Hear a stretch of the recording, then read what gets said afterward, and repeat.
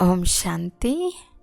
ఈరోజు Murali date 22 April 2026. బాబా చెప్తున్నారు, మధురమైన పిల్లలు, మీరు తండ్రి స్మృతిలో యాక్యురేట్గా ఉంటే మీ ముఖం సదా ప్రకాశిస్తూ ప్రసన్నంగా ఉంటుంది. ప్రశ్న: స్మృతిలో కూర్చోను విధానమేది? దానివలన కలుగు లాభంలేవి? జవాబు: స్మృతిలో కూర్చున్నప్పుడు బుద్ధి నుండి వృత్తి వ్యాపారాల పంచాయతీలను మర్చి స్వయాన్ని ఆత్మగా భావించండి. దేహము, దేహ సంబంధాల వల చాలా పెద్దది. ఆ వలనంతా మింగేసి దేహాభిమానం నుండి అతీతంగా అవ్వండి. అనగా మీరు మరణిస్తే మీరు సంబంధించినంతవరకు ప్రపంచమంతా మరణించినట్లే. బ్రతికి ఉండినా సర్వము మర్చిపోయి ఒక్క తండ్రి స్మృతి మాత్రమే ఉండాలి. ఇది అశరీరీ స్థితి. దీనివలన ఆత్మపై ఏర్పడిన తుప్పు వదులుతూ పోతుంది. పాట: రాత్రి ప్రయాణికుడా అలసిపోకు. ఓం శాంతి. పిల్లలు యాత్రలో కూర్చుని ఉన్నారు. దీనిని నిద్రలో లేక శాంతిగా కూర్చోవటం అని అంటారు. కేవలం శాంతిలో కూర్చోరు, ఏదో చేస్తున్నారు. స్వధర్మంలో స్థితమై ఉన్నారు, కానీ యాత్ర కూడా చేస్తున్నారు. ఈ యాత్రను నేర్పించే తండ్రి తన చేతిలో కూడా తీసుకెళ్తారు. వారు శారీరక అంటే భౌతిక బ్రాహ్మణులు. తీర్థయాత్రలకు జతలో తీసుకెళ్తారు. మీరు ఆత్మిక బ్రాహ్మణులు. బ్రాహ్మణ వర్ణము లేక బ్రాహ్మణ కులము అని అంటారు. ఇప్పుడు పిల్లలైన మీరు ఆత్మిక యాత్రలో కూర్చుని ఉన్నారు. ఇతర సత్సంగాలలో కూర్చున్నప్పుడు వారి గురువుల స్మృతి వస్తుంది. గురువులు వచ్చి ప్రవచనాలు వినిపిస్తారని అనుకుంటారు. అదంతా భక్తి మార్గం. ఇది స్మృతి యాత్ర. ఈ స్మృతి యాత్ర ద్వారా వికర్మలు వినాశనమవుతాయి. తుప్పు వదిలిపోయేందుకు మీరు స్మృతిలో కూర్చుంటారు. స్మృతి ద్వారా తుప్పు వదిలిపోతుందని తండ్రి డైరెక్షన్ ఇచ్చారు. ఎందుకంటే పతిత పావనుడును నేనొక్కరినే. నేను ఎవరో తలుచుకోవటం వలన రాను. నేను వచ్చేది కూడా డ్రామాలో నిర్ణయించబడింది. పతిత ప్రపంచం పరివర్తన చెంది పావన ప్రపంచంగా మారవలసినప్పుడు నేను వస్తాను. లోపించిపోయిన ఆది సనాతన దేవీ దేవతా ధర్మాన్ని మళ్ళీ బ్రహ్మ ద్వారా స్థాపిస్తాను. బ్రహ్మ నుండి 1 సెకండ్లో విష్ణువుగా అవుతారని ఈ బ్రహ్మను గురించి అర్థం చేయించబడింది. విష్ణువు నుండి బ్రహ్మగా అయ్యేందుకు 5000 సంవత్సరాలు పడుతుంది. ఇవన్నీ బుద్ధి ద్వారా అర్థం చేసుకునే విషయాలు. ఇప్పుడు మీరు శూద్రుల నుండి బ్రాహ్మణ వర్ణంలోకి వచ్చారు. మీరు బ్రాహ్మణులైనప్పుడు మీలోని మలినాలు తొలగించేందుకు శివబాబా బ్రహ్మ ద్వారా మీకు ఈ స్మృతి యాత్రను నేర్పిస్తారు. ఈ రచన యొక్క చక్రం ఎలా తిరుగుతూ ఉందో మీరు అర్థం చేసుకున్నారు. ఇందుకు సమయమేమీ పట్టదు. ఇప్పుడిది కలియుగం. ఇప్పుడింకా కలియుగం ప్రారంభంలోనే ఉందని వారంటారు. ఇది కలియుగ అంతిమ సమయమని, గాఢ అంధకారం ఉందని తండ్రి అర్థం చేయించారు. మీకు మీ వేద శాస్త్రాల సారమంతా తెలుపుతున్నాను అని తండ్రి అంటున్నారు. పిల్లలైన మీరు ఉదయం ఇక్కడే కూర్చున్నప్పుడు స్మృతిలో కూర్చోవలసి ఉంటుంది. లేకుంటే మాయా తుఫాన్లు వస్తాయి. వృత్తి వ్యాపారాల వైపుకు బుద్ధి యోగం పోతుంది. ఇవన్నీ బయట పంచాయతీలు కదా. సాలెపురుగు తన నోటి ద్వారా వల తయారు చేసుకుని మళ్ళీ ఆ వలనంతా నోట్లోకే మింగేస్తుంది. అలాగే దేహానికి ఎంత ప్రపంచం ఉంది? చిన్నాయన, మామ, గురువులు, గోసాయిలు, ఎన్ని వలలు కనిపిస్తాయి? ఆ వలలన్నిటినీ దేహ సహితంగా మింగేయాలి, అంటే సమాప్తం చేయాలి. ఒంటరి దేహీగా తయారవ్వాలి. మానవులు శరీరాన్ని వదిలినప్పుడు అన్నీ మర్చిపోతారు. మీరు మరణిస్తే మీకు ప్రపంచం మరణిస్తుంది. ఈ ప్రపంచం సమాప్తం అవ్వనున్నదని మీ బుద్ధిలో జ్ఞానం ఉంది. తండ్రి అర్థం చేయిస్తున్నారు. నోరు తెరవను రాకుంటే అంటే జ్ఞానం వినిపించలేకుంటే కేవలం స్మృతి చేయండి. ఆ తండ్రిని బ్రహ్మ స్మృతి చేసినట్లు చేయండి. కన్య పతిని స్మృతి చేస్తుంది. ఎందుకంటే పతి పరమేశ్వరుడు అయిపోతాడు. అందువలన బుద్ధి తండ్రి నుండి పతి వైపుకు పోతుంది. వీరు పతులకు పతి, వరుడు కదా, మీరంతా వధువులు. అందరూ భగవంతుణ్ణి భక్తి చేస్తారు. భక్తులందరూ రావణుణ్ణి పహారాలో ఖైదీగా ఉంటే తండ్రికి తప్పకుండా చాలి కలుగుతుంది కదా. తండ్రి దయాహృదయులు, వారినే దయాహృదయులు అని అంటారు. ఇప్పుడు అనేక రకాలైన గురువులున్నారు. ఏ చదువు నేర్పించినా వారిని గురువులని అంటారు. ఇక్కడ తండ్రి ప్రాక్టికల్గా రాజయోగాన్ని నేర్పిస్తున్నారు. ఈ రాజయోగాన్ని నేర్పించటం పరమాత్మకు తప్ప మరెవరికీ రాదు. పరమాత్మనే వచ్చి రాజయోగం నేర్పించారు. దీనివలన ఏం జరిగిందో ఎవరికీ తెలియదు. చాలామంది చిన్న చిన్న కుమారీలు కూడా గీతను కంఠస్థం చేస్తారు. ఏదో కొంత మహిమ ఉంటుంది. గీత మాయమైపోలేదు. గీతకు చాలా మహిమ ఉంది. గీతా జ్ఞానం ద్వారానే ఈ ప్రపంచమంతటినీ తండ్రి మళ్ళీ నూతన ప్రపంచంగా మారుస్తారు. మీ శరీరాలను కల్పవృక్ష సమానంగా అనగా అమరులుగా చేస్తారు. పిల్లలైన మీరు తండ్రి స్మృతిలో ఉంటారు. బాబాను ఆహ్వానించారు. మీరు తండ్రి స్మృతిలో ఉంటూ మీ ఉన్నతిని చేసుకుంటున్నారు. తండ్రి ఆదేశానుసారం నడుచుకునే ఆసక్తి ఉండాలి. మనము శివబాబాను స్మృతి చేసే భోజనం స్వీకరిస్తాము అనగా శివబాబా చేతలో తింటాము. ఆఫీసులో కూడా ఎంతో కొంత సమయం లభిస్తుంది. కుర్చీలో కూర్చున్నప్పుడు స్మృతిలో కూర్చుని ఉంటామని పిల్లలు బాబాకు రాస్తారు. ఆఫీసర్ వచ్చి చూస్తారు. కుర్చీలో కూర్చునే మాయమైపోతారు అనగా అశరీరిగా అయిపోతారు. కొంతమంది కన్నులు మూసుకుపోతాయి, కొంతమంది కన్నులు తెరుచుకుని ఉంటాయి. కొంతమంది కన్నులు తెరిచి ఉన్న కంటి ముందు ఏమీ చూడనట్లుగా కూర్చుని ఉంటారు. ఎక్కడికో వెళ్ళిపోయినట్లు ఉంటారు. ఇలా రకరకాలుగా ఉంటారు. బాబా వారి బుద్ధి దారం లాక్కుంటారు, అంటే ఆకర్షిస్తారు. వారు ఆనందంగా కూర్చుని ఉంటారు. మీకు ఏమైంది అని వారిని అడిగితే మేము తండ్రి స్మృతిలో కూర్చుని ఉండినాము అని అంటారు. మేము బాబా వద్దకు వెళ్ళాలి అని వారి బుద్ధిలో ఉంటుంది. తండ్రి అంటున్నారు, ఆత్మాభిమానులుగా అవ్వటం వలన మీరు నా వద్దకు వచ్చేస్తారు. పవిత్రులుగా అవ్వకుండా అక్కడికి వెళ్ళలేరు. అయితే పవిత్రులుగా ఎలా అవ్వాలి? అది తండ్రి ఒక్కరు మాత్రమే అర్థం చేయించగలరు. మనుషులు తెలపలేరు. మీరు ఎంతో కొంత అర్థం చేసుకుంటే ఇతరుల కళ్యాణం కూడా చేస్తారు.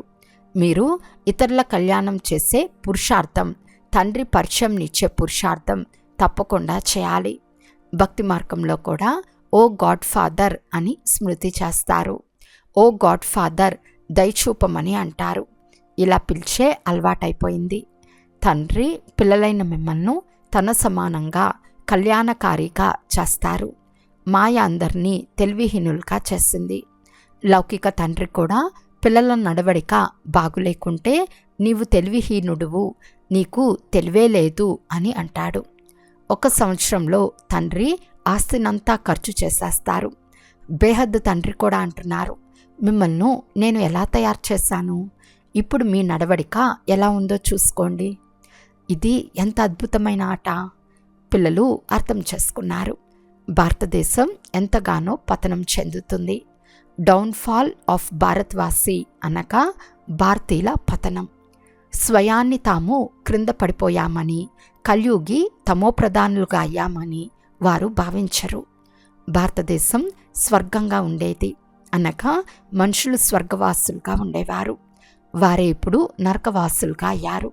ఈ జ్ఞానం ఇప్పుడు ఎవరిలోనూ లేదు. ఈ బాబాకు కూడా తెలియదు. ఇప్పుడు బుద్ధిలో చమత్కారం వచ్చేసింది.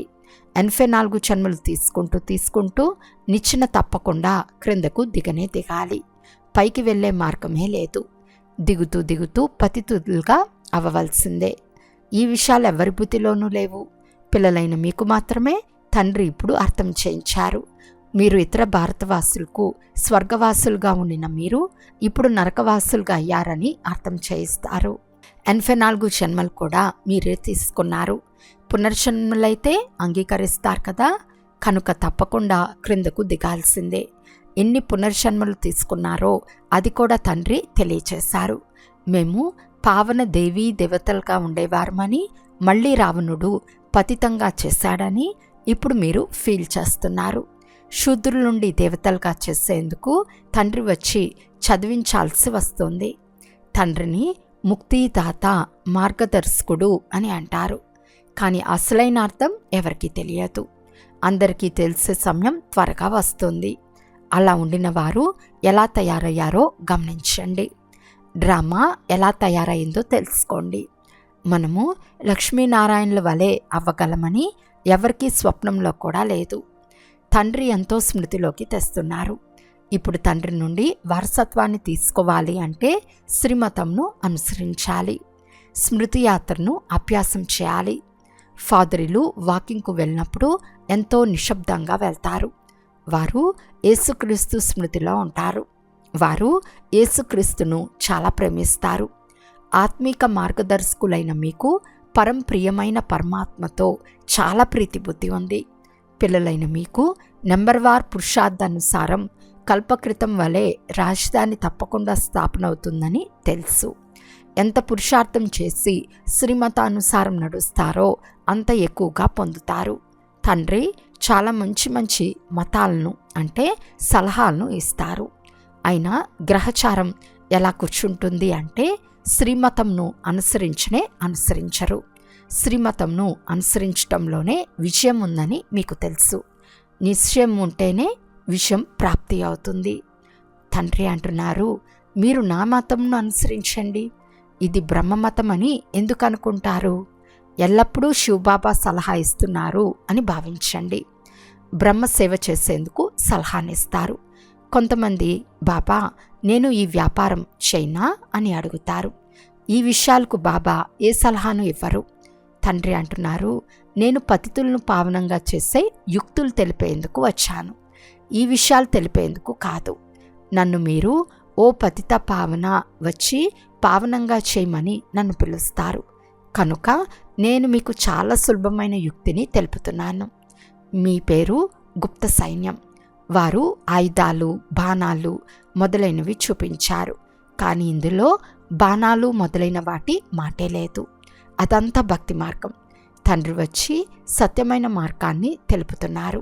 దీనివలన అర్ధకల్పం మీరు సత్యఖండంలోకి వెళ్ళిపోతారు. అక్కడ ఇతర ఏ ఖండము ఉండదు. ఈ విషయం ఎవరికైనా తెలిపితే కేవలం భారతదేశమే ఉండటం ఎలా సాధ్యమని అంటారు. క్రీస్తుకు 3000 సంవత్సరాల క్రితం భారతదేశం స్వర్గంగా ఉండేది కదా. అప్పుడు ఇతర ధర్మాలేవీ లేవు. తర్వాత వృక్షం వృద్ధి చెందుతూ వస్తుంది. మీరు కేవలం మీ తండ్రిని, మీ ధర్మాన్ని, మీ కర్మను మర్చిపోయారు. మాది దేవీ దేవతా ధర్మమని భావించేవారు. మురికి పదార్థాలు మొదలైనవేవి తినరు. కానీ ఆ గుణాలు లేనందున తింటున్నారు. అందుకే స్వయాన్ని హిందువులమని చెప్పుకుంటున్నారు. మా పెద్దవారు దేవతలుగా పవిత్రంగా ఉండేవారని, మేము ఇంత పతితులుగా అయ్యామని అర్థం చేసుకుంటే సిగ్గుపడవలసి వస్తుంది. కానీ మీ ధర్మాన్ని మీరు మర్చిపోయారు. ఇప్పుడు మీరు డ్రామా ఆది మధ్యాంతాలను బాగా అర్థం చేసుకున్నారు. ఏదైనా చెప్పిన విషయం ఉంటే ఈ పాయింట్ మా తండ్రి ఇంకా తెలపలేదని చెప్పండి. లేకుంటే అనవసరంగా సంశయపడతారు. మేము ఇంకా చదువుకుంటున్నామని చెప్పండి.